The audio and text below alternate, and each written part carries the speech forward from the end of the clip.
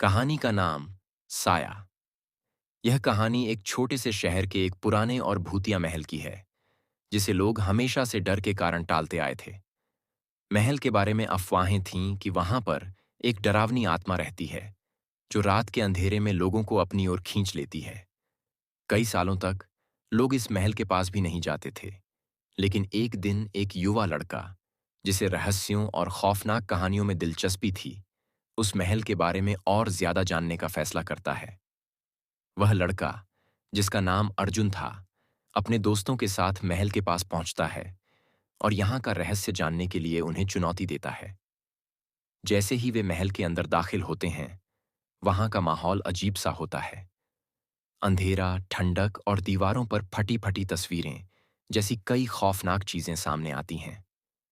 अर्जुन और उसके दोस्त धीरे धीरे महल के अंदर और गहरे जाते हैं। अचानक एक डरावनी आवाज सुनाई देती है, जैसे कोई रो रहा हो। वो आवाज एक लड़की की लगती है, और जैसे ही वे उस आवाज के पास पहुंचते हैं, सामने आती है एक युवती का साया, जो मृत हो चुकी थी, लेकिन उसकी आत्मा अब भी महल में बसी हुई थी। यह लड़की कभी महल के मालिक की बेटी थी, जिसने एक गहरे रहस्य में घिरी हुई एक दुष्ट शक्ति के खिलाफ संघर्ष किया था। उसकी आत्मा महल में बंधी हुई थी, और वह हर उस व्यक्ति को अपना शिकार बनाती थी जो महल में दाखिल होता था।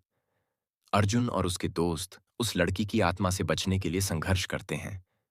अचानक अर्जुन को एक पुराना पत्र मिलता है, जिसमें बताया गया है कि इस आत्मा को शांति देने के लिए महल में एक विशेष पूजा करनी होगी। लेकिन समय कम था, और उन सभी को यह समझने में देर नहीं लगती कि अगर वे जल्द नहीं भागे तो वह आत्मा उनका पीछा नहीं छोड़ेगी। क्या अर्जुन और उसके दोस्त समय पर उस आत्मा से मुक्ति पा सकेंगे? क्या वे महल के रहस्यों को सुलझा पाएंगे, या फिर वह आत्मा उन्हें अपनी गिरफ्त में ले लेगी? अर्जुन अंततः पूजा करता है, लेकिन उसे पता चलता है कि इस लड़की की आत्मा शांति पाने के लिए एक विशेष बलिदान मांगती है। अर्जुन को उस आत्मा की मदद करने का एक तरीका मिलता है, और आखिरकार वह आत्मा शांति प्राप्त करती है।